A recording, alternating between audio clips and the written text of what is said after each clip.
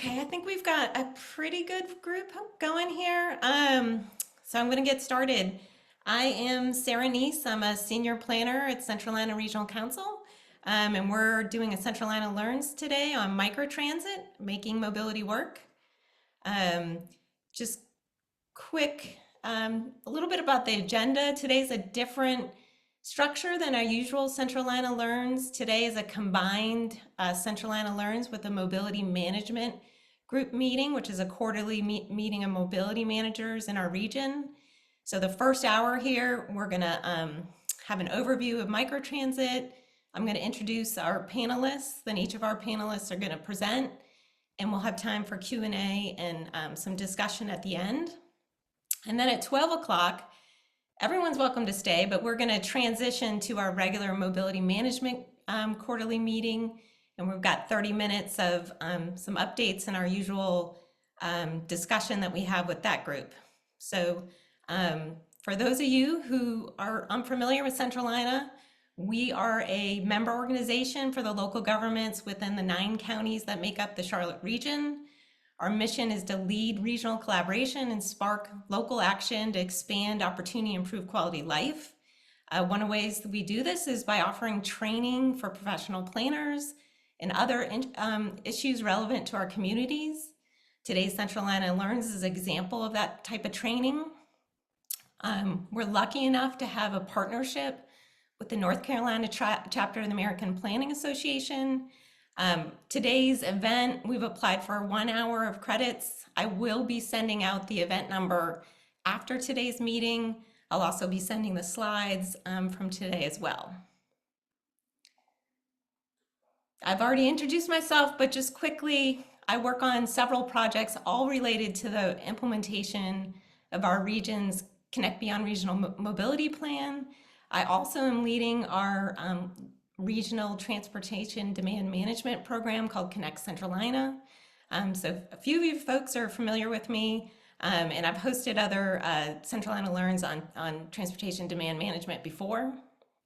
And I'm going to get started, and I'm going to give a quick overview of microtransit. I know most of you are familiar with what it is, but for those of you who maybe are not, just a quick overview. What is microtransit? It's an on-demand transportation solution that's flexible and responsive to riders' needs. It is similar to private rideshare companies like Uber and Lyft, except that you might be in a shared or pooled ride with someone else. And it's typically booked with technology, with riders using an app or website to book their trips. Although I know that all of the microtransit providers we're going to hear from today also have a call center or ability for someone to book a ride who might not have access to a phone. So who's using microtransit in North Carolina? And this is, I already know that this is out of date. This is something from the Integrated Mobility Division and is from March of 2025. And I know that CATS and SouthPark Skipper aren't represented on this. But I really wanted to just show this slide. A lot of people are thinking about microtransit in North Carolina. And people are either exploring or doing pilots or planning feasibility. There's lots of different stages, some transit agencies, some communities who maybe haven't offered transit before. So it's really kind of a broad mix of who's using microtransit in North Carolina. And then, why would you use it? There's several reasons why a community might use microtransit. I have a few on this slide. This is not exhaustive, but obviously providing connection to fixed route service is one reason to use it. Replacing an inefficient fixed route service, offering transit in a rural area, having a temporary service. So if there was a construction project and you needed to get people around a different way, you could use microtransit. And then just like convenience beyond a typical demand response service. I think the thing to emphasize and what we'll hear more about today is for microtransit, not one size fits all. It's typically offered in a defined zone or geography, but it can be point-to-point service. It can be connection to a virtual hub. There's a lot of variations in how it's operated and the models used. And today we're hoping that we're lucky enough in our region to have several microtransit operations underway with people with some experience that we can learn from. So first we're going to hear from Dietrich Brown, who's the CATS Micro Program Manager for the Charlotte Area Transit System. CATS launched their microtransit service earlier this year, and they are using it for first and last mile connections, and also replaced one of their fixed routes. Then we'll hear from Adam Rhew, who's the president and CEO of SouthPark Community Partners. SouthPark Community Partners has launched the SouthPark Skipper, which is a turnkey microtransit service in the SouthPark area, and that has been running since last fall. And then lastly, we're here from Cindy Forrester, who's the Division Manager of Fleet Services for the City of Gastonia. And she's here to talk about GoGastonia, which is City of Gastonia completely transfers their fixed route entirely to microtransit. They have been running that service for over a year and have the most experience in our region. So we're going to have time for questions and discussion at the end. So I encourage you to put your questions in the chat, and we'll try to get to as many as we can. And we're also going to post the bios of each speaker as we hear from them. And so I'm going to turn it over to Dietrich, and he's going to talk about CATS Micro. Good morning. It's good to have a number of people on today as we share some information about microtransit here at the Charlotte Area Transit System. Next slide, please.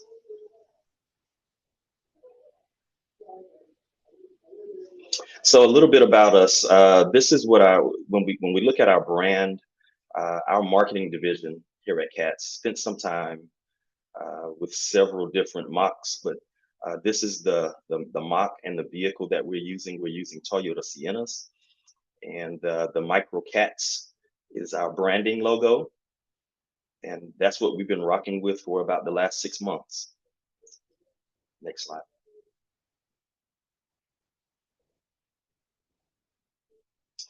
Here at CATS, we've also partnered with 2 organizations to help us with microtransit.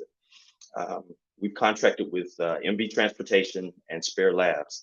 MV Transportation provides all of our operational services, and Spare Labs is our technology provider, our software provider. And they work together for us to provide microtransit.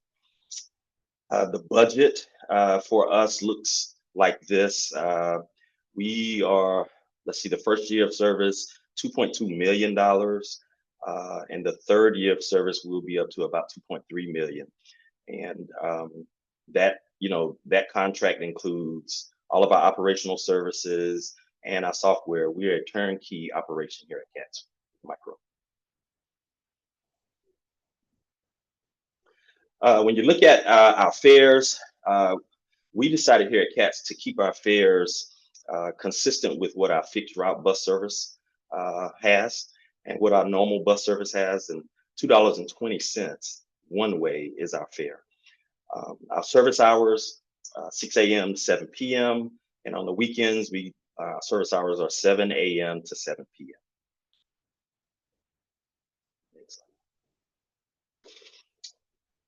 Here at CATS, there are 2 ways that you can book your rides. Obviously, we have what we call our CATS Pass app. Our CATS Pass app contains all of our services, bus, rail, and microtransit. So customers who have downloaded the app can use the app. And for those who prefer not to use technology, we have an established call center set up for those customers.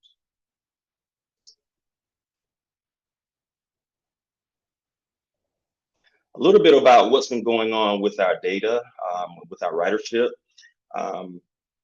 This is a unique rider chart. And as you can see, we have unique riders and new and first-time riders. And over the course of 6 months, we've grown our unique rider. The gap has spread between our new riders and our unique riders. So we feel good about the trajectory that we're taking in terms of our unique riders. And we're also feeling good about the number of new riders who continue to try our services. Obviously, the February on that previous chart was not a full month. We started on February 24th. We launched this service then, and so you saw that there was a narrowing in that gap. But as we've gone on from month to month, we've expanded that with unique riders and first-time riders. Thank you. Our ridership, what I'll say here today is that we've been on a steady incline for the first 6 months of service with ridership. What you're looking at is the number of completed boardings and the number of requested boardings. And just last month, we started to kind of level off from an upward trajectory.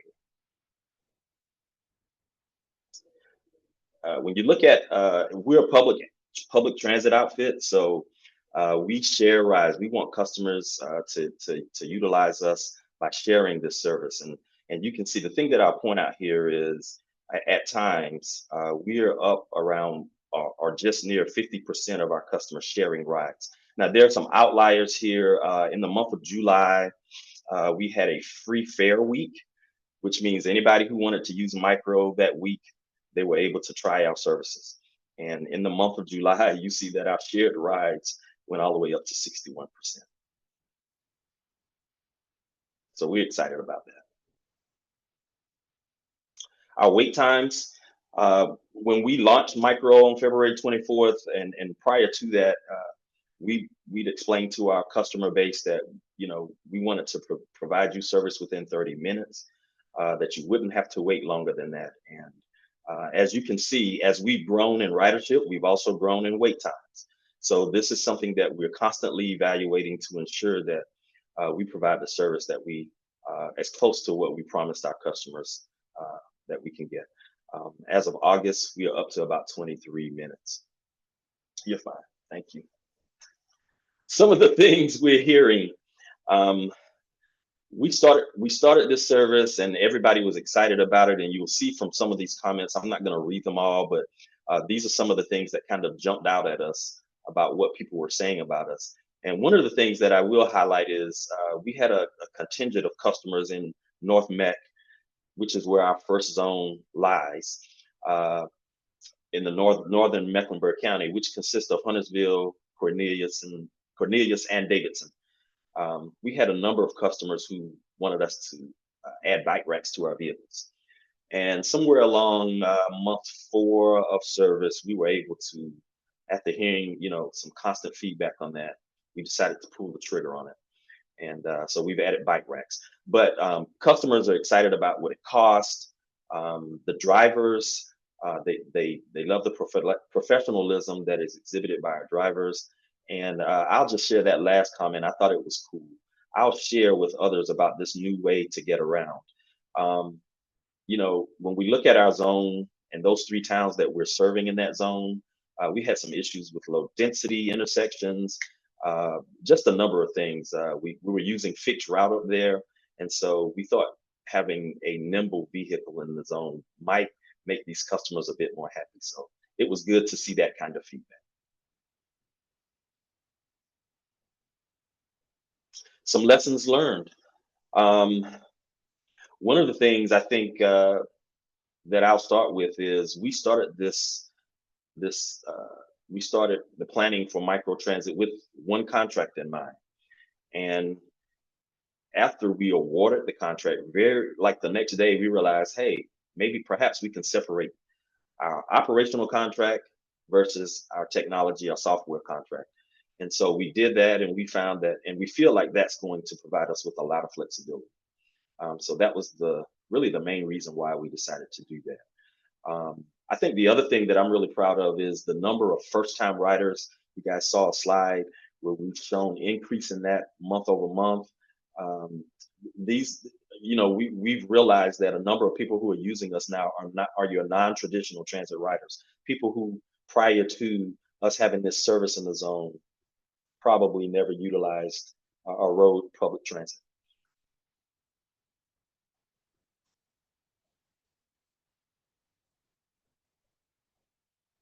So our future growth strategies.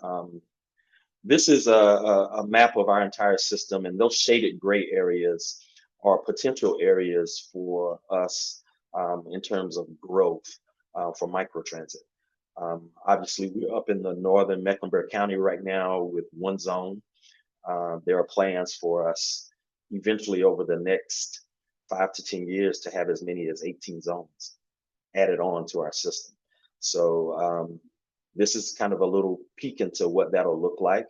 Obviously, with our Better Bus plan, we also have bus routes included in this. Everything we do around microtransit is intended to enhance our current services.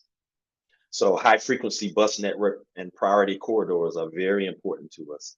Um, and mobility hubs are also something that we're looking at to make sure that we place our microtransit zones in where we think what we think are the most feasible areas. Thank you, Dietrich. We're going to do questions at the end, and I appreciate Brian Horton has been answering a couple in the chat, so thanks for jumping in. I'm going to turn it over to Adam Rhew, who's going to talk about the SouthPark skipper. Thanks, Sarah. Hi, everybody. Thanks for the opportunity. And I have to say a special thanks to Sarah and Centralina, as well as our friends at CATS. We have really benefited from our partners in the community and the subject matter expertise that they brought to us as we thought about and built and launched and operated this microtransit program. I am not a mobility expert. Our organization is not a transit first organization. We are an economic development nonprofit. We're really missioned with the vibrancy of the SouthPark area of Charlotte. And this program, and I'll tell you a little bit about how we got there in just a minute, but this program really came from our community and from our stakeholders. And it was something that our stakeholders asked us to do. And so we built it and built the expertise internally to be able to do that at the request of the stakeholders in the community that we serve. Next slide, please. I'll get to the nuts and bolts of the program in just a second, but I want to give you just a little bit of context and history. SouthPark Community Partners launched a 10-year vision plan exercise a couple of years ago to really think about the next decade of growth and development in our community and really think about how what we want SouthPark to be, what we want this district to become over the next decade, and what are the projects and programs that are necessary for the public sector, the private sector, and then public-private partnerships to be able to realize the community's vision.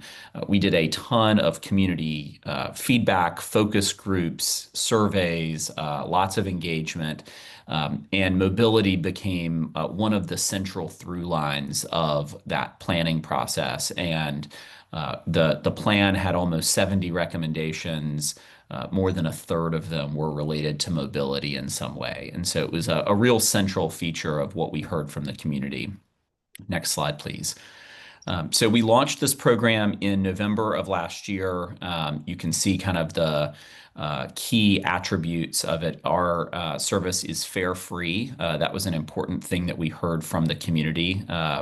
We have 6 vehicles, 5 of them are Tesla Model X, and we have one minivan that's an accessible vehicle. Like CATS, we have an app and also a dispatch line to try to be as accessible as possible. Service runs 9 a.m. to 9 p.m., 7 days a week. We also do a shared ride option. I'll tell you that our district, and we'll show you the map of it in just a second, is just a square mile. And the area that we are missioned as an organization to serve is so narrow, such a small footprint, that it's often more efficient for a driver to drive somebody from point A to point B than to stop and pick up an additional passenger along the way. And so we've not found in our compact district that those shared rides are happening at the frequency that they would if we were serving a much larger geography. We have an operating partnership with a company called Freebie that's based in South Florida. They do microtransit in about 50 other communities, largely in Florida, but other places here in North Carolina as well. And so it's really a turnkey partnership where they operate the fleet and sort of manage all of the fleet operations for us. And we designed the program and think about how it interfaces with the community that we serve. Our organization spends somewhere in the $550,000 to $650,000 a year range to operate this program. Most of that is funded by a special property tax assessment in the South Park area that funds a lot of our operating expenses. We also have some advertising and corporate partnerships that help offset some of the operating expense for us. Next slide, please. So this is the service area. If you're familiar with Charlotte, you'll understand this. South Park is about 6 miles from downtown. We are the real shopping and dining destination for the city of Charlotte. And again, our organization, because of the municipal service district that we manage, is really focused on just this 1 square mile. So the boundaries that you see there align with the boundaries of the district that we manage, and the property owners within that boundary are underwriting through their property taxes the operating expense for this program. Next slide, please. So here are some numbers. These are from our launch in mid-November through the end of August. So kind of the most current numbers that we have. Served 42,000 plus passengers. We're particularly proud of the average wait time. Our target is 10 minutes or less. We've consistently hovered in the upper 7 to low 8-minute time. And also really proud of our driver ratings. Those drivers not only obviously are responsible for getting people safely from point A to point B, but for us and thinking about the full mission of our organization, those drivers are ambassadors. So they're really helping people deepen their connection to the neighborhood. They know what's going on. They can make restaurant recommendations. And so we really think of them not only as drivers, but truly as evangelists, if you will, for the place that we serve. Next slide, please. Here's a graph that shows ridership, both overall trips in the gold line and then total passengers in the blue line. We've consistently seen month-over-month growth over the life of the program. We're starting to see a little bit of a leveling out. One of the things we're interested to watch as we get into the fall is whether that is kind of a returning to stasis after the summer. We saw a nice bump in our younger riders when school was out, both college and high school, middle school. And so we're interested to see, is this more of a systemic leveling out, a plateauing, or are we just going back to kind of the academic year status quo? So we'll be watching that over the next couple of months. Next slide. This, I would say, for us, as we looked at the demographics of our riders, was perhaps the biggest surprise. Really, really interesting age demographics among our riders. We're obviously, as we started this program, we were expecting a younger rider profile. And we have been really, really pleasantly surprised and frankly very happy to see our seniors embrace the service to the extent that they have. Next slide. Just give you a sense, these are responses from our riders through surveys about the purpose of their trip. And again, a nice distribution across all the different reasons for people spending time in our community. South Park has lots of great destinations, but there's really no connective tissue between them. And so we heard from the community a real desire for a park once kind of environment.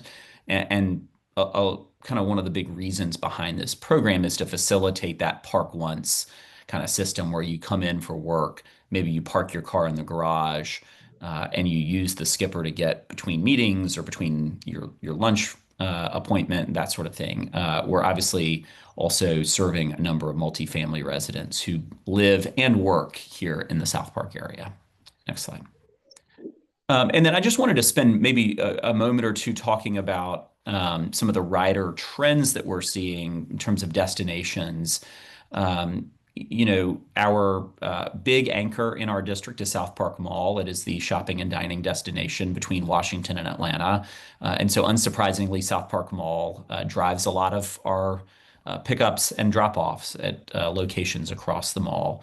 But we also are seeing really strong pickup and drop-offs at Harris Teeter. It's one of our top destinations, as well as our multifamily buildings. We have a number of our most prolific customers who live at multifamily buildings in South Park. They work either at an office building or in many cases in the service industry at either hotels or in the retail space here in South Park. And they use the skipper to get from their apartment in the morning to work and then safely from work back home at the end of the day. And we've got really great data that show kind of how people move around our community, both from a live, work, and play standpoint.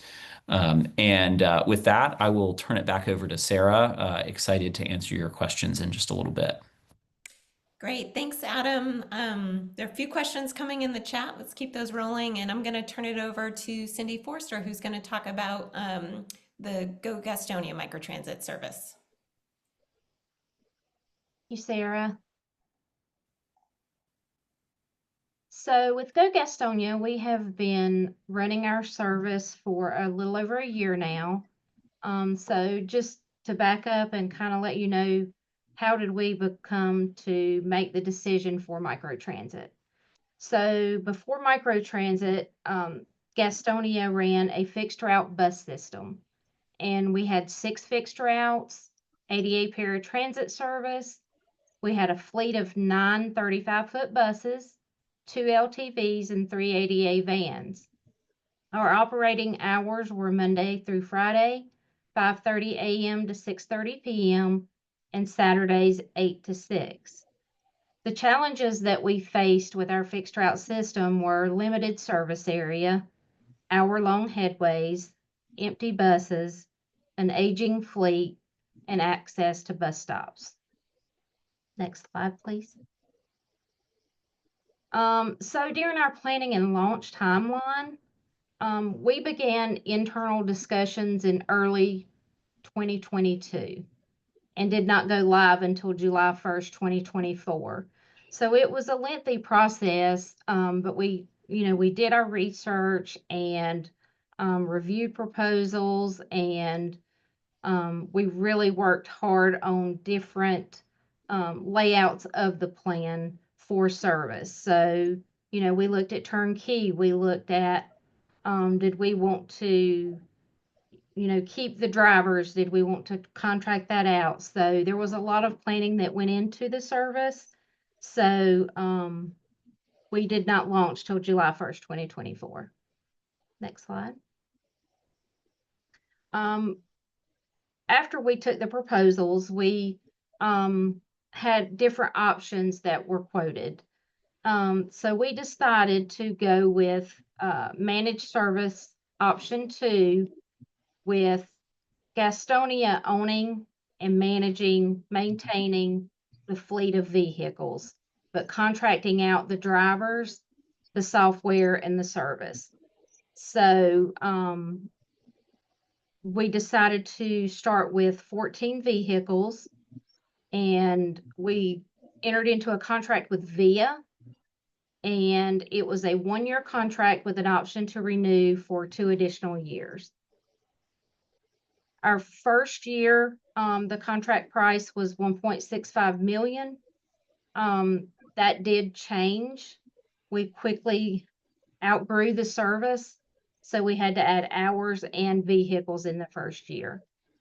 Next slide, please. So our fleet and drivers, the city purchased, owns, and maintains the GoGastonia fleet. We have 16 Honda Odyssey vans, 5 Chrysler Voyager vans, which are wheelchair accessible, and 2 spare SUV units. After 6 months, we purchased 7 additional vehicles to keep up with the demand. The drivers are not employed by the city. The drivers are hired and managed by the service provider. However, they are 1099 employees. Next slide, please. So our GoGastonia service is curb to curb. It's a shared ride. It's on demand. Rides can be booked through the VIA app or the call center. Our fares are, the regular fare is $2.50. Elderly and disabled is $1.25. Children 5 and under are free. And you can use a credit or debit card to book your ride, or we do sell ride vouchers for the non-banked ridership at our previous bus station. It's Bradley Station. So we sell those. They can load that promotion code onto their account, and that gives them credit for that amount of money for rides. We kept the same hours as fixed route, Monday through Friday, 5:30 a.m. to 6:30 p.m., and Saturdays, 8 a.m. to 6 p.m. Next slide, please.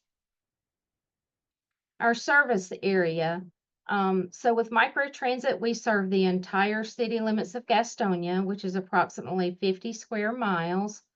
And this gives equal access to transit services for the entire city. Previously, we served approximately 22 square miles, and it was mainly Center City.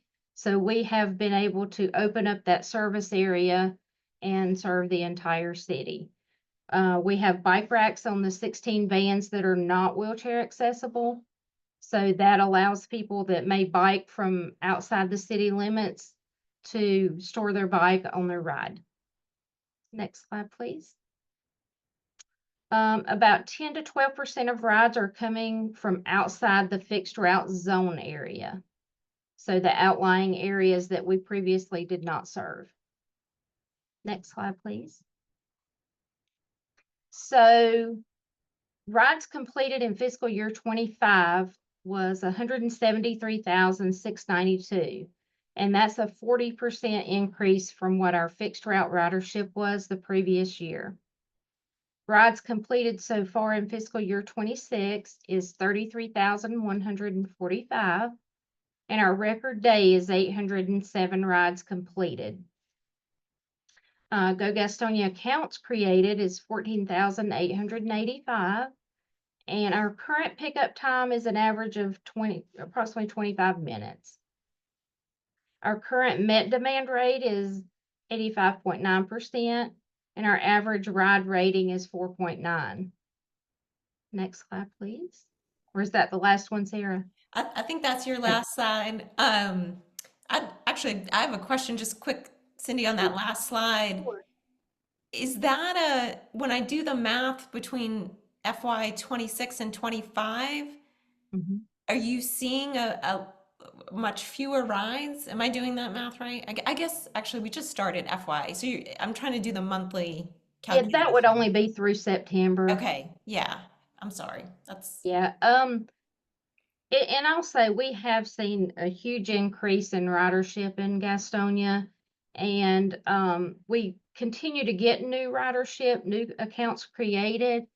It has been a life-changing experience for a lot of our elderly ridership. It's been life-changing for people that are able to get to a job that before may have been outside the fixed route area, so they could not get to those areas. So it's been, we get a lot of feedback how this has really impacted people's daily lives. So, I love to hear those success stories, love to hear how it's helping people and giving them equal access to where they need to go. Thank you, Cindy. That's an important point you're saying with your senior ridership, and I know that Adam also shared a slide on who's riding, and that seniors are a big part of that, taking advantage of this service. And so having the mobility management group here today, it's great that we're highlighting that. And if I can add one more thing, Sarah, Sure. we did keep our ADA paratransit service in-house. We decided to keep that service intact. That was our most vulnerable customers, and we didn't want to impact that service, throwing them into a whole new way of being transported. So we kept that in-house. We kept 4 drivers, and that seemed to work out very well for us, and we're going to continue to keep that in-house. That's great. Thanks for making that point. That's a really important one. I'm gonna ask all our presenters first. Thank you all for doing a great job and sharing about your different microtransit services.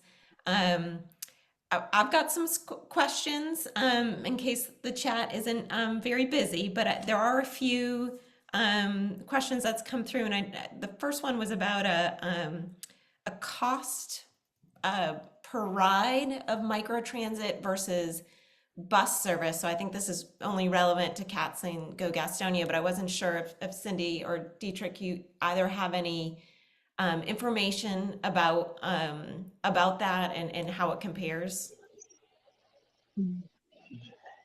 Yeah. Cindy, I'll go first. The cost for a ride for microtransit, it's $42 per ride per passenger. What it comes to on micro. Um, I think on we have or had fixed route service in our zone, and I think I am not working on the fixed route side, but it's just under I want to say under $30 per ride. Is just to dig in a little bit on that, is that as you get put more riders through Cats Micro, do you see like the gap closing between those costs, or are you kind of just based on those numbers that microtransit is more expensive than bus? Yeah, so my experience is that microtransit is going to be more expensive than bus. But those of us that are using it are looking at the benefits that it provides to our customer base, and we weigh that at a point where we realize that we're providing this service to people who really need it, versus when we have some fixed route service out there that is providing that service but doesn't meet the needs of all of our customers in our general area of service. Great, thanks. Cindy, do you have anything to add on the cost between bus and microtransit? Sure, Sarah. Our cost for fixed route per ride was $9, and for microtransit it's $13. Okay. So microtransit is more expensive than our fixed route bus service, but we are going citywide. So, you know, it's a larger service, so it's an improved larger service. And does that cost include, because I know you all, you're maintaining the vehicles, and then you have a service provider for the drivers, and so is that cost inclusive of the vehicles? Is that all inclusive cost?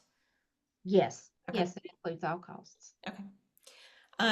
There's a few questions coming through in the chat, and I appreciate Brian Horn for answering some specific questions, but question about turnkey. The only person we heard from today that has a turnkey service is Adam. CATS has separate contracts for software provider, and like GoGastonia owns their own vehicles. And then there's a question about, do any of you have grant funding for your programs? Yes, Cindy? we run off of 5307 grant funding through FTA. Okay, so just a little 53 grant funding, that's funding for transit agencies Yes. to operate, and capital expenses related to transit agencies. So that's a grant program. I assume CATS is using a similar source of funding. Dietrich? Yes, that along with our funding from our half-cent sales tax. Okay. Adam, I don't believe you talked about where your funding is coming from, the tax, the municipal service district tax. Do you currently have any grant funds or other sources? No, we don't. Obviously, one of the things that's unique about us is that we are, we're not, we're not a government agency, and so therefore are not eligible for a lot of the grant funding that's out there. And I think for organizations like ours, one of the funding challenges that we continually face is, we're in this kind of weird gray area, performing quasi-governmental functions, but we're nonprofit organizations, and so their grant funding, particularly in the current climate, is just harder for organizations like ours to secure. And we've been fortunate that we had the resources to fund this through other streams. I think we're certainly interested over, as we look toward the future of finding grant funds, but they're harder for us than for our peers. Yeah, you, as a municipal service district, you're not a transit agency, you're not a form of local government. You definitely represent a unique perspective. And just like when I think about my program, transportation demand management, you really more on like, employers or what you'd call transportation management associations could do for microtransit.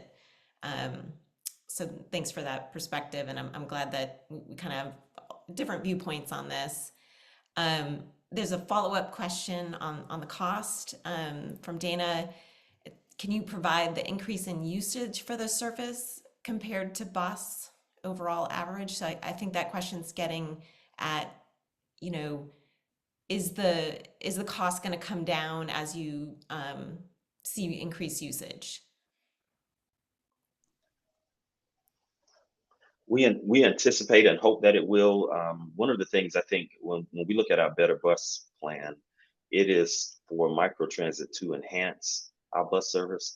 So in this particular zone the initial zone that we have now, we are serving about 35 square miles, 3 towns, and when we started microtransit, we had fixed route there. And we've since had to remove the fixed route bus service from the zone. But I think future plans could, eventually put it back. And we think when we are able to have fixed route back there to be enhanced more by micro, we believe that we can maybe bring some of those costs down. So, solving the first last mile issue for a fixed route is you could see that as Definitely as a help.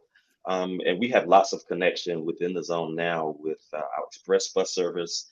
We have a few park and ride lots and hubs in the zones where customers are taking advantage using micro in a first mile, last mile situation and commuting all the way into Charlotte, but using micro from home to get on a bus to come into Charlotte. So we believe that the same thing can happen with fixed route. Hey, Sarah, can I clarify my question? yeah, for Is sure. that cool? So I guess I'm trying to figure out, in order to make my elected officials more comfortable with it, I'm with the town of Matthews, trying to help them understand that while it may cost more, $42 versus $30, the benefit to the community, you've seen an X amount increase in ridership. You don't have empty buses anymore. And I guess I'm just interested in that piece of information. Like you've seen, 20% more people ride the bus, or whatever that number is. Do you have that forecast for the micro and for Gaston, for both? That is something that I'd like to be able to get back with you on. Okay, I that's don't fine. have that information handily available for Okay. me, but I'm sure it's something we can pull together. Yeah, I just think that's a good talking point when I'm talking to my elected folks on the benefits, right? We don't want empty buses in Matthews. We don't want empty buses anywhere. We want people using public transit. So thank you. I appreciate that. And that was our case. We had, you would see a bus with 2 to 3 people on it. So our ridership has increased 40% from what it was on the fixed route. So we have definitely seen an increase and a lot more success with microtransit than we did with the fixed route. So in Gastonia, it's definitely a plus. I've got someone has their hand raised. Yeah, Dietrich. Yeah. Sarah, it's me. One thing I would say to that is with microtransit, I think I mentioned earlier that we've attracted non-traditional transit users. I think this is a big deal, particularly in the area that we're providing microtransit services and where we have bus service as well. We've got customers who before probably did not ride or take public transit, and now, we feel like we've introduced them sort of to public transit, and we're going to do some work to encourage them to use all modes of transit here at CATS. So, but we'll work to get you some percentages on what those numbers actually look like. Great. Great, thanks. I've got a question about incidents or accidents and how that's handled. Probably differently for all three of you, so maybe run through how each of you do that. Cindy, I might call you first. Okay.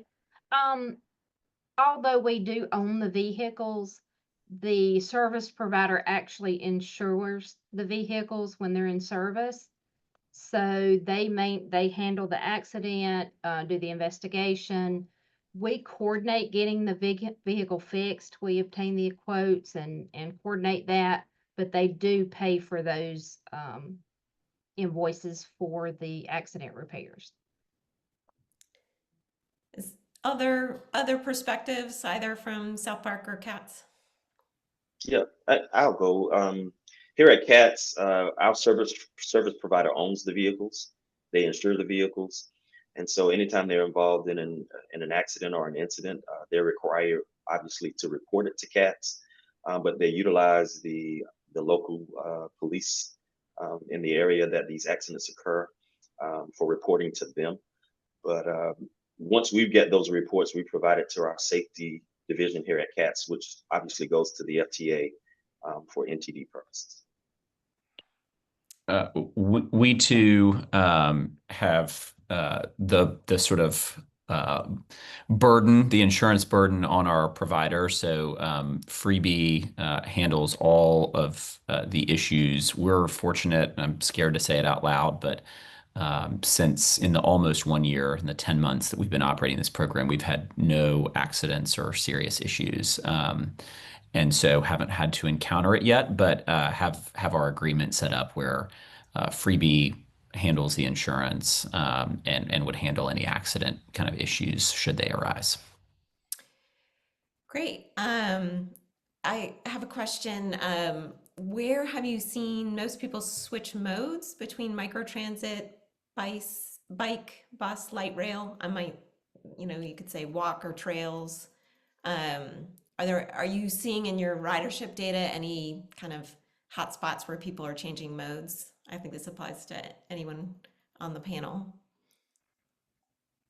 I'll hop in on that first. I think South Park has a community transit center, so a large bus transfer center under South Park Mall, where the vast majority of bus riders who pass through South Park tend to get on and off the bus. And so a lot of our transit connections happen there, particularly for our workers in South Park who really want to close that first last mile gap.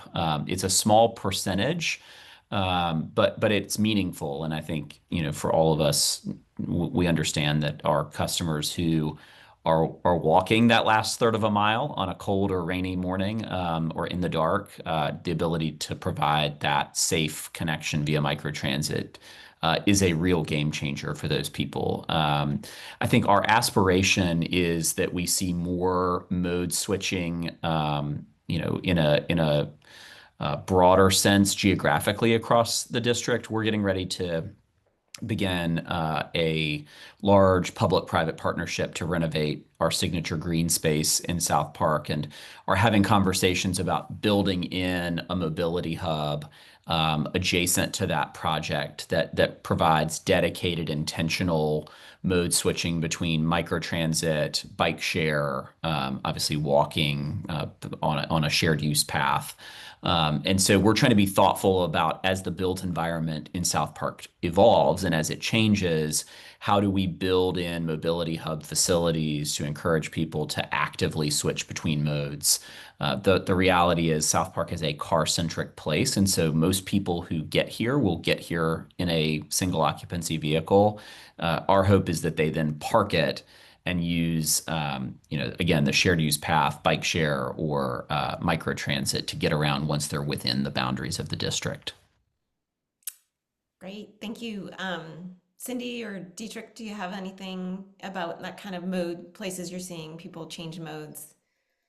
Yeah, obviously we're seeing them at our park and ride lots. I think I mentioned that a few minutes ago with those persons who are commuting into Charlotte. They're using our express bus service, and I know Brian's in here. I saw him He made a comment about our free transfers from fixed route and express bus.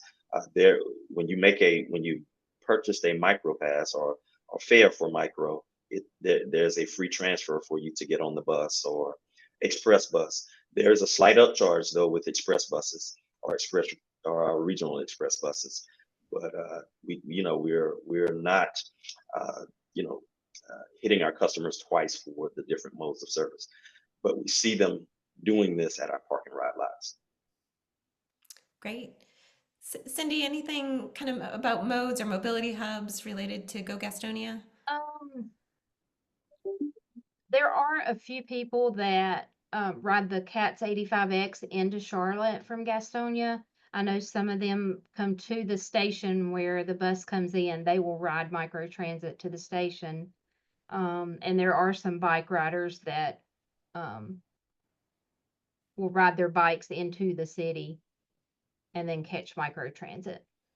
Yeah, I think I've heard you talk about them before. So they live outside of the city of Gastonia and they ride their bike in so they can obtain the service. Mm-hmm. Just going back, there was a question about any pushback from private rideshare providers that anyone has experienced? No. Any? Okay. And Janet's got a clarification about the Gastonia cost going from $9 per ride for fixed route to 13, and is asking, is the 13 fully allocated for all capital and operating, including driver, admin salaries, maintenance, and initial capital purchase? Yes, it includes all costs. Okay. And there was a question about Vanpool. CATS is still offering Vanpool and has actually relaunched its service with Commute with Enterprise. I think we're in, and someone asked about the PowerPoint. I will be sharing it out afterwards. So I keep putting them in the chat. We've got a few minutes, and just one of the questions that I had for you all. We've got a lot of people on this call today that I know are starting to evaluate and think about, is microtransit right for my community? And I'd just like to give you each a chance to talk about that pre-launch process and what were the important things that you did that you think made your program successful. And Adam, just because you're there, I'm going to go to you first. Yeah, I mean, I think a couple of thoughts. One of the things we're really proud of is the speed to market. We began talking about this late in 2023. It came up as a consistent theme from the community engagement we were doing during our vision planning exercise.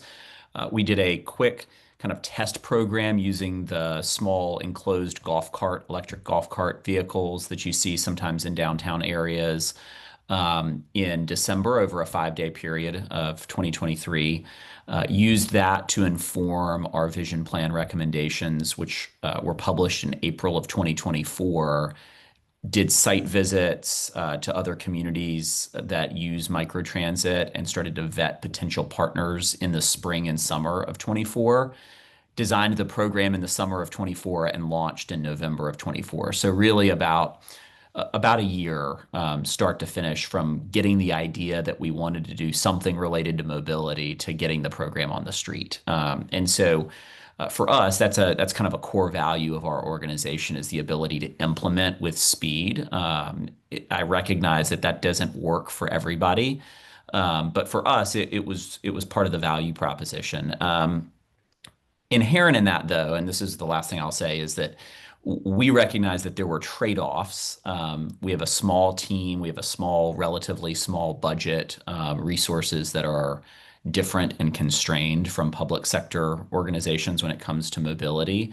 And so we knew that, we weren't going to, for example, reach all of our stakeholders. We weren't going to market this citywide right out of the gate. And so there were trade-offs that we made as a team to ensure that the program was designed and that we optimized for the KPIs that were important to us, like wait time, like branding, like the safety and the training of our drivers.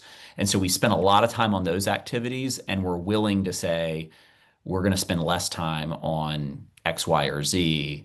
And we're really honest about that with our board and with our stakeholders as we started to build the program. Great, you guys did some really great engagement. I'm gonna turn to Cindy. Same kind of question, and lessons for someone thinking about this.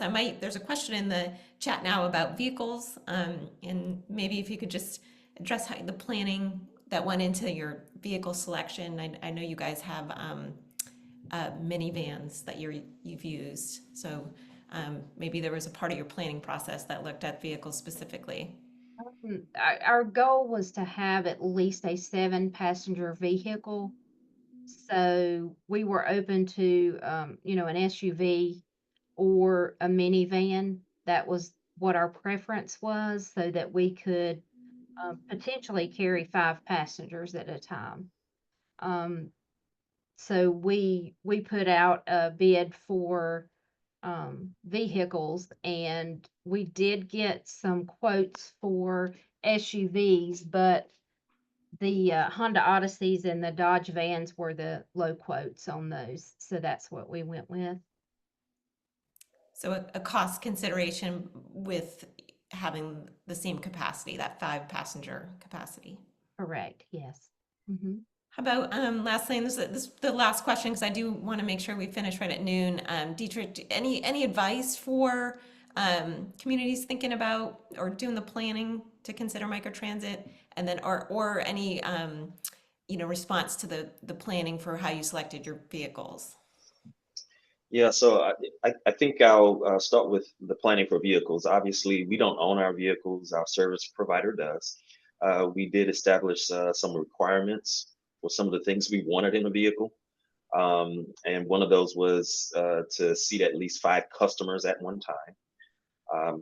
Then there was the need for wheelchair accessible vehicles in the fleet. We've been able to, through our contractor, obtain that both successes. So right now, the Toyota Siennas that we use in microservice will seat up to 5 customers. We are utilizing Dodge Voyagers and Ford Transits as wheelchair accessible vehicles. And when I say we, our service provider is using those types of vehicles. We have a nice DBE relationship with what we're doing here. MV Transportation has a local business. My Little Helper is the name of the local business. And they provide all of our ADA accessible vehicles, as well as the trips or transportation for those vehicles. So kind of a unique thing about us is we're leveraging a local small business here to help with providing this service to our customers. So those are kind of our requirements for vehicles. In terms of planning, we got here based on need. We provide service throughout Mecklenburg County here at CATS, and the 3 northern towns, Huntersville, Cornelius, and Davidson. We've all, I guess, since CATS has been around, we provided some level of bus service to these 3 towns. And so we saw that there is a need to, provide more service in these areas. These are, I think I mentioned earlier, this area, the North Mech area, provides some level of challenge with using fixed route buses. And so we work with obviously the stakeholders in the zone, the leadership in the municipalities to decide what mode we could, provide or offer to these 3 towns. And that's kind of how we landed on microtransit, out of need to provide that customer base in those areas and those municipalities with more options for getting around in that zone. So we initiated a pilot zone, which is what we call this, a pilot zone, and we've had what we believe is some good success based on some of the data we've gotten back. But we want to be able to, in the future, continue to enhance the services that we have. So we unlike what Gastonia has done, which I think is working very, very well for Gastonia, we believe here at CATS that with micro, we can enhance our other services. And that is the plan through our Better Bus plan. So that's kind of how we've arrived here, microtransit in that zone. Great, thank you. You finished on a great note there that there's a no right size for everyone. There's a lot of planning required to make sure your microtransit service works best for your community and your application. I want to, of course, thank our presenters for doing a great job with their slides, but also answering lots and lots of questions. I will be following up with the slides from today and also the event number from the APA so you can get your AICP credit. We've got an event, Centralina is hosting a workshop called Urban Plan for Public Officials on the 18th, in-person workshop, real hands-on, talking about how to leverage public-private partnerships in the context of land use development. If you want more information about that, I'll also clue that in the email. And this is kind of officially the end of the Centralina Learns. I thank you all for joining. We're gonna transition to our our mobility management meeting, which is a quarterly meeting. You are welcome to stay if that's of interest for you. But if you're here just for the Centralina Learns, it's kind of officially that part of the meeting is over. So thank you for your time. And I am going to turn it over to Katie. All right. Thank you, Sarah. And thanks again to our speakers. That was just awesome. And love all the questions and the discussion. So we're transitioning into the quarterly regional mobility management meeting. And so we wanted to take the opportunity to build off of this awesome Centralina Learns event. And then we'll kind of hop over to this agenda with updates from NCDOT and NCPTA. But then we thought we could really take some time to dive into what was covered in the microtransit session and get some agency updates as well. So that's kind of what's in store. So I think the first thing on our agenda is checking in with our colleagues with NCDOT. I believe we have Carolyn in the Zoom room here. So if we could turn things over to Carolyn Freytag for some updates related to NCDOT. Great. Thank you, Katie. And I really appreciated being invited to the beginning part. I learned a whole lot about how different microtransit is in each area it's employed. I only have a few brief updates this is for the grants administration section of IMD. There are other sections that provide grants, but the FY27 grant application cycle is underway. It officially opened on April 1st and it closes on Friday, October 3rd. So we're a little more than halfway through the application cycle. In a sampling of the grants available for transit systems, the 5311 admin or operating grant, the combined capital grant, and 5310 operating grant. And you have to be a transit system to be able to apply for those.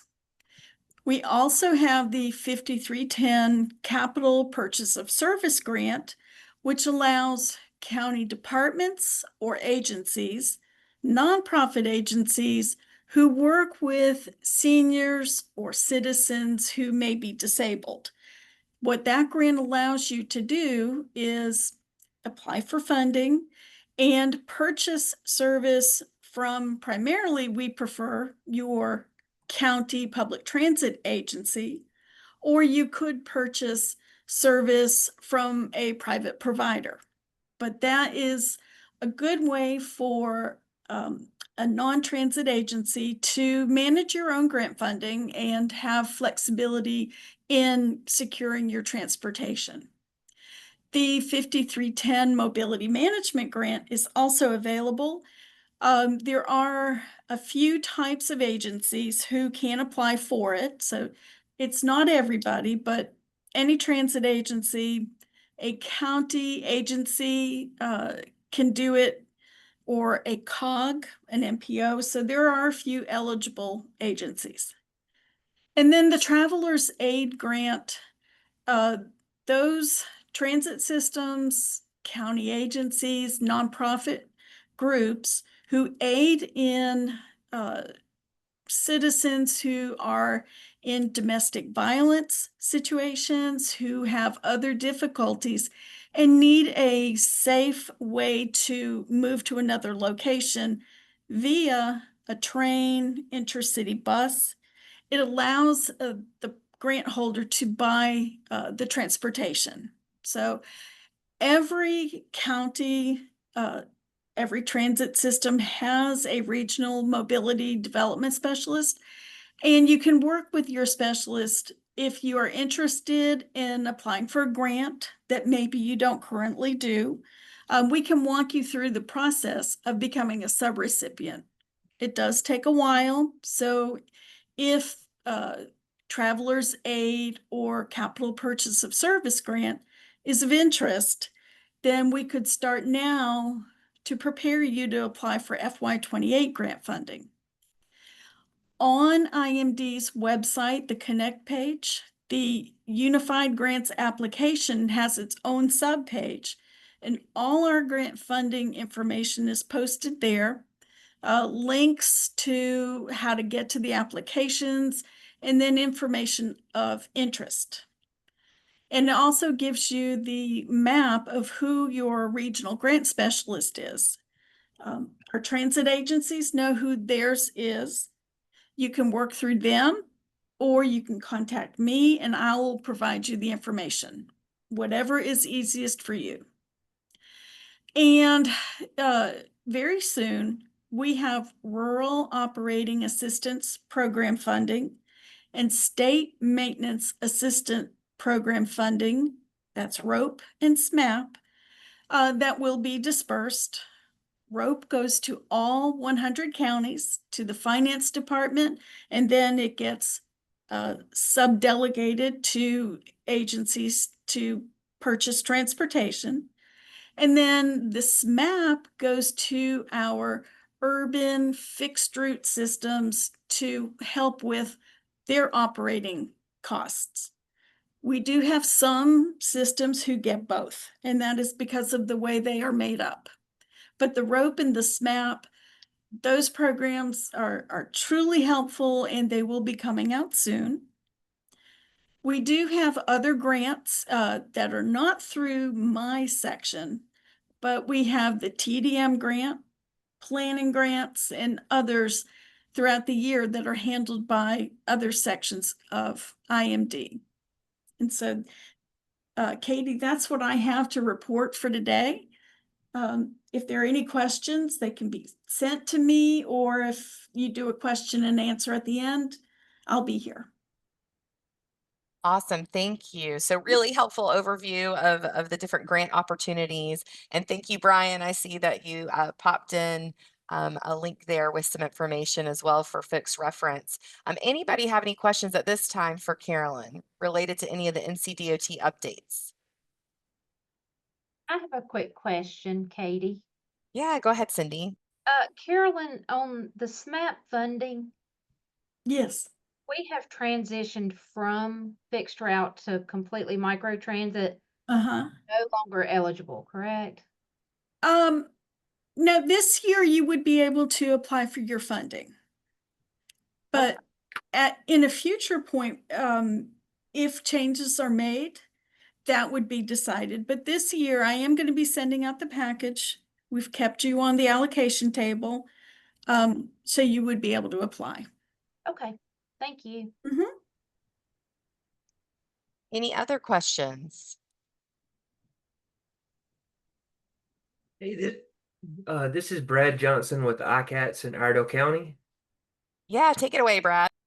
I'd like to see if what the requirements to become a SMAP recipient is. I know I've been asking for a few years now, but haven't been added to that apportionment. But you know, if our 5311 is being cut because of percentage of our county being urban and our ROPE is not going up, then how do we try to fill that gap? Brad, that's a good question, and I don't have a good answer for you at this moment. But in the future, I can't say if it will be opening for FY27 or 28, because I know you would understand the complexity of designing a new program, what qualifications, eligibility, funding, formulas from beginning to end. We'll be looking at all of that. And I can't say if it'll take 6 months or a year, but it is something we are looking into. And I just don't know what the outcome would be. All right, thank you. Any other questions?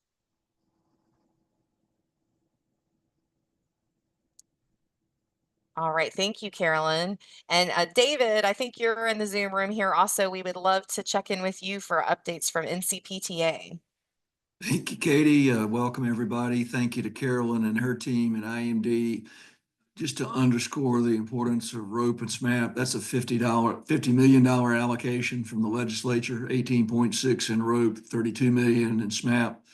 So her ability to be able to continue to do those reports, compile all of that, get that completed, and then get to the next allocation is absolutely critical. Obviously, the longer view is the ability to create more money in those funds, and they are also being helpful. We do a monthly call with IMD. We have a funding group that's focused on a number of things, including that. So Carolyn, thank you for your leadership in that. Thank you to also Cindy for her leadership and Gastonia and the good work y'all were doing there, and appreciate that very much. And all of our agencies and their leaders. Makes my job really easy on the advocacy side when you got great leadership out in the field. So appreciate that. A couple of things just from a legislative perspective. The legislature will be back at the end of September. Many of you will hear conversations around Medicaid. You may have already heard some of that. That is a conversation going on between the North Carolina Department of Health and Human Services and the General Assembly to close a $319 million gap from what the agency believes they need and what the legislature so far has allocated. Just from a, you might say, well, what's that relating to our association? We have 54 of 95 systems involved in the Medicaid space from a managed care perspective with contracts with either one broker or both. And the association is very active in their space with all the stakeholders relative to continuing to serve the members across North Carolina, making sure our systems get the payments for the trips. So we're spending a lot of time in that space and are aware of all the conversations that are going on. Second, we talked about it a little bit, I think, in our last conversations. Obviously, we're doing some pre-planning for our conference coming up next April. It'll be here before you know it. So again, if you've got thoughts or feedback on that, just send me an email. Just put conference topics in the email, and we'll be glad to get those to the right folks. We will be doing a advocacy trip to DC in late October. We do this on an annual basis, where we will go up and spend time with all the North Carolina congressional leaders. That's 15 meetings over 2.5 days. So we'll have a group that we're going up for that. And then we just continue to work along on the needs of our association's members. And each of those are unique, different flavors, sizes, and shapes. But just know from an association perspective, we can be helpful. We're glad to do that. And finally, appreciate Katie and Sarah and the relationship we have with Centralina very much. Be glad to answer any questions. All right, we'll open the floor. Any questions for David?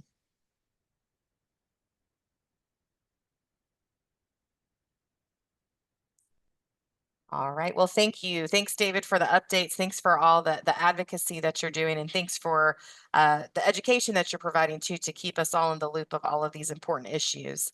We appreciate all that you do. Thank you. All right. So I think we wanted to transition with we know we have a kind of truncated meeting today, but we wanted to take some time for some roundtable sharing. And so, of course, we have talked about microtransit in the past. We've heard from GoGastonia, also from Microcats, but it's been a while back. And here, learning about SouthPark Skipper was new. So we did want to take some time to hear from you all. And so, Sarah, I think you have some discussion questions for the group. Is that right? Yeah, I mean, these are just some starter questions. I'd love to hear feedback from this group on and anything future we would want to do on microtransit. What would you like to learn more about? Anything that you heard today that was really interesting that you think we could dive deeper in on. So really welcome people to respond to either of these prompts or something else. I think we have a small enough group we can come off mute and share if that's okay, Katie. Absolutely. I'll throw it out to the group. Hey, Sarah, Yeah. and might be able to be a resource for this.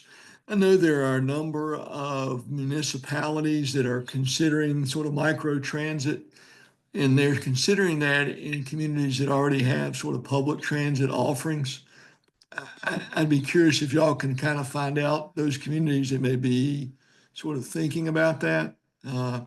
As an example, I know in Sanford, as an example, they're working collaborative with Lee County. But there may be other municipalities that are saying we've got a need specifically in the city and have not taken advantage of a relationship or connection with maybe a county-run transit system, if that makes any sense to you. And we don't have to do that today, but that would just be helpful to know kind of who's exploring the topic.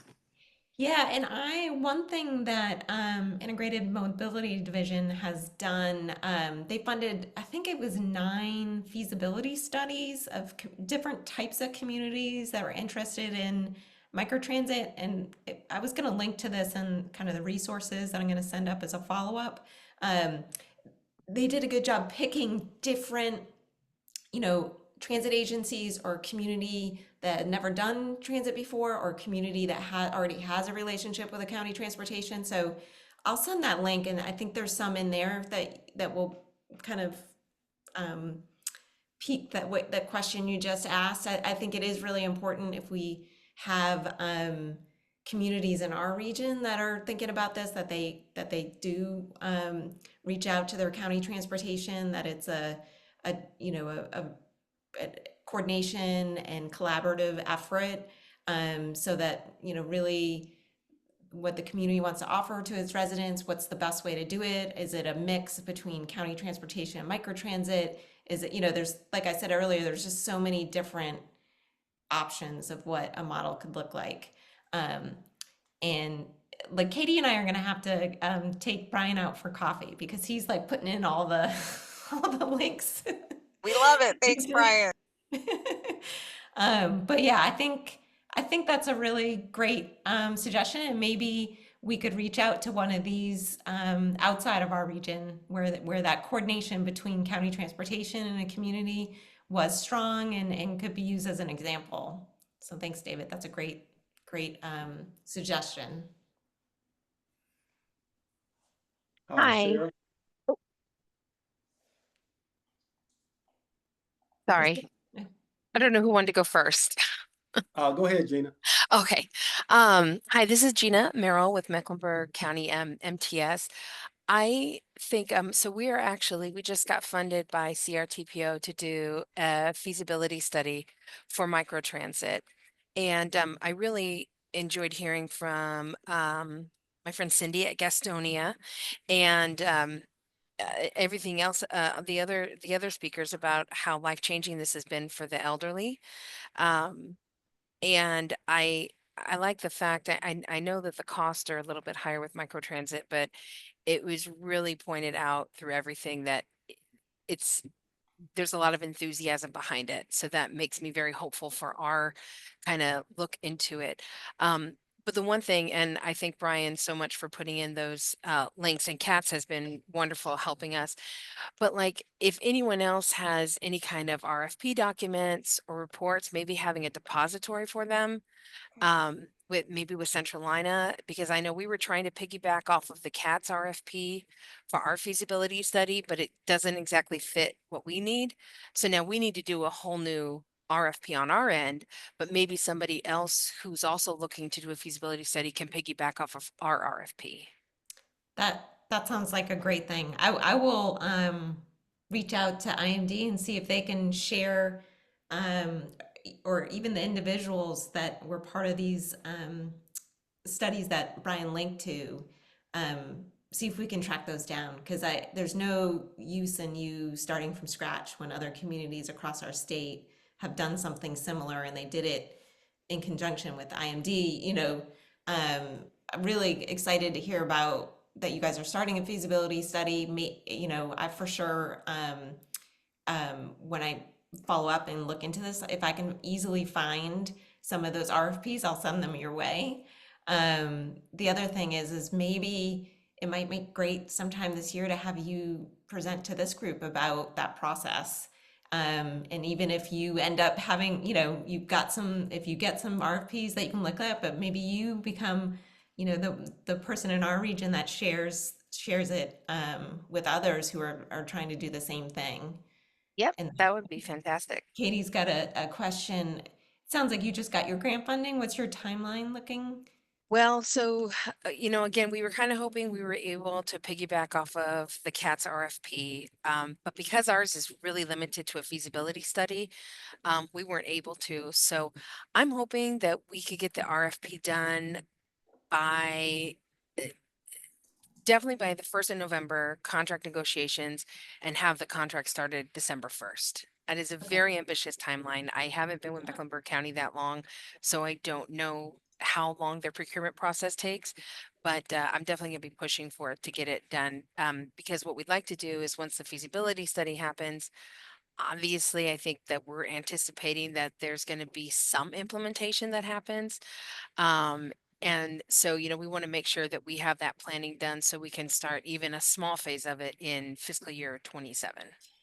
And just a follow up to the feasibility, is this like you guys are going to look at all the different models that are out there possible and try to fit with your needs?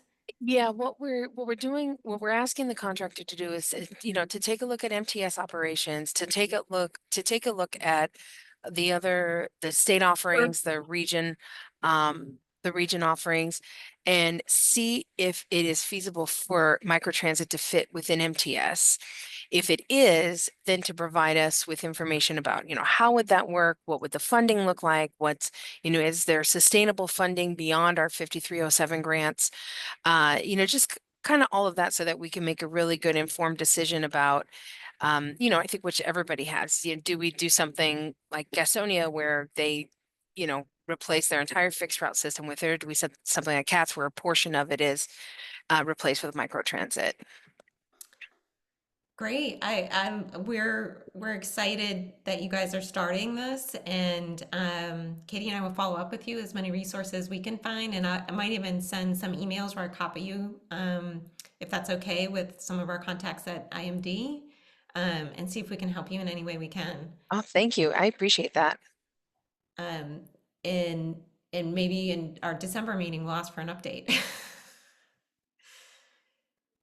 I just, Brian also has put in some information about the feasibility study for CATS, and how long that took. I think it was quite a bit longer timeframe than what you're laying out, Gina.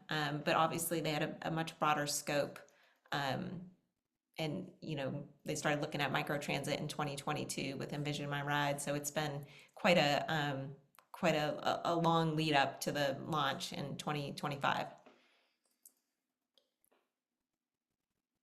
I think there was someone else when Gina, I saw two people try to talk at the same time. Was there someone else? Yeah, I can't remember who that was. Hi, Sarah. This is Andre Amos. I'm from MTS Okay. also.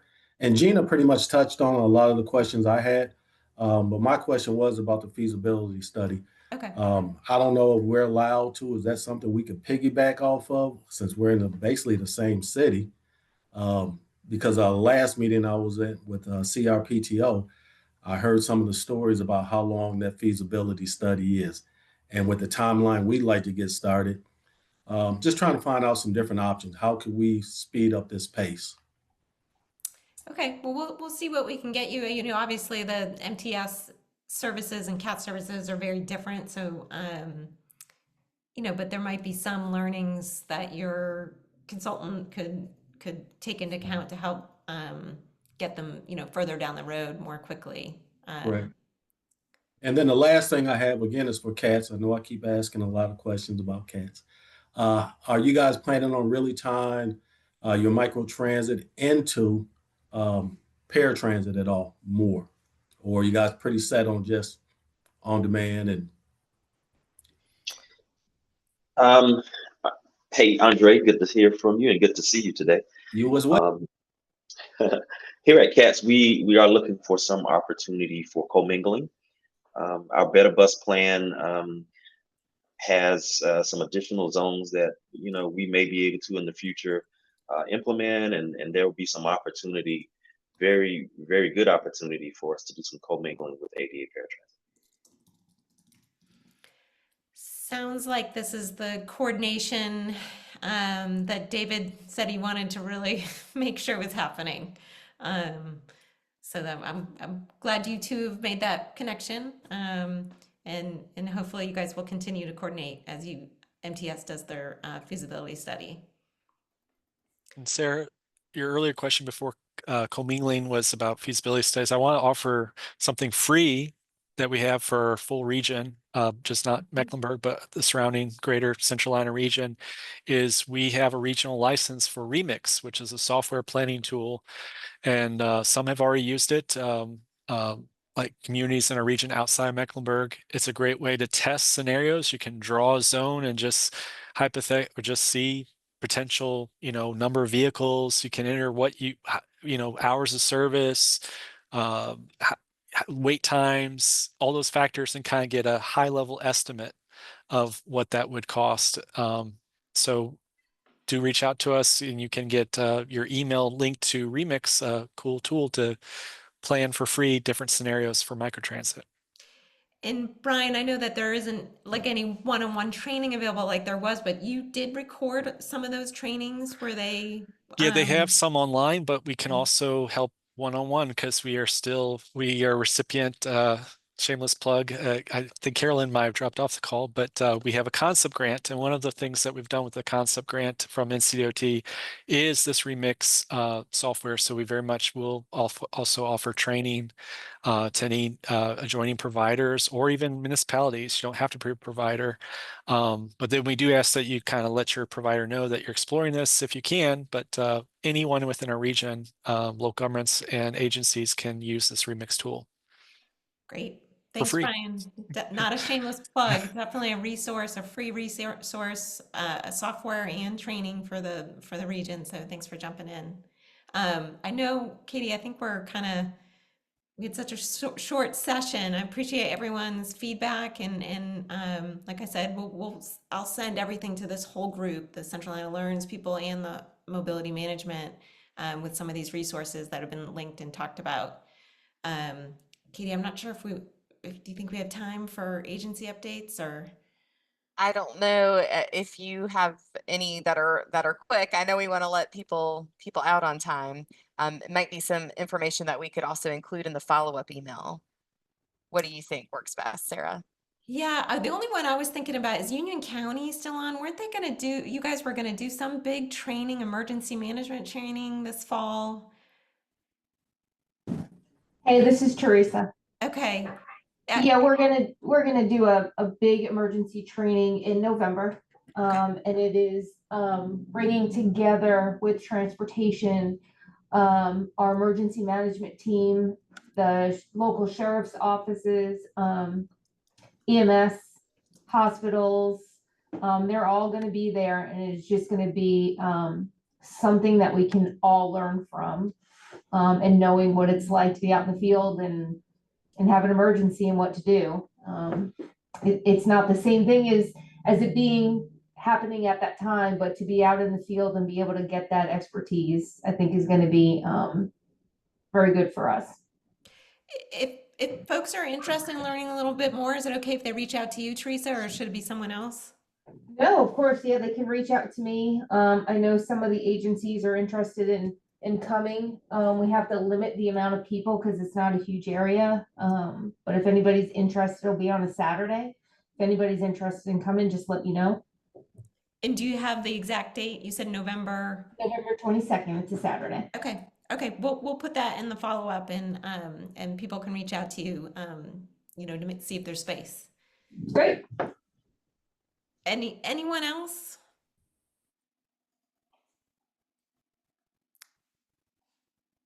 I think we'll wrap it up here. Upcoming meetings, we'll go back to our regular and from bottom to top, I guess, instead of top to bottom. But we'll be back to our regular schedule in December. Katie, I don't know if you have anything to add. No, I think you covered it. And just to say, I know, like you said, we had a shorter discussion today. It sounded like there were still probably a lot of questions related to microtransit, but if there's also other topics that you want us to dive into for these upcoming meetings, please let us know. So send any ideas for potential topics or speakers to me or Sarah, because we'll be developing these upcoming meetings and we definitely want to make the most of everyone's time together. Great. Thank you, everyone, for your time today.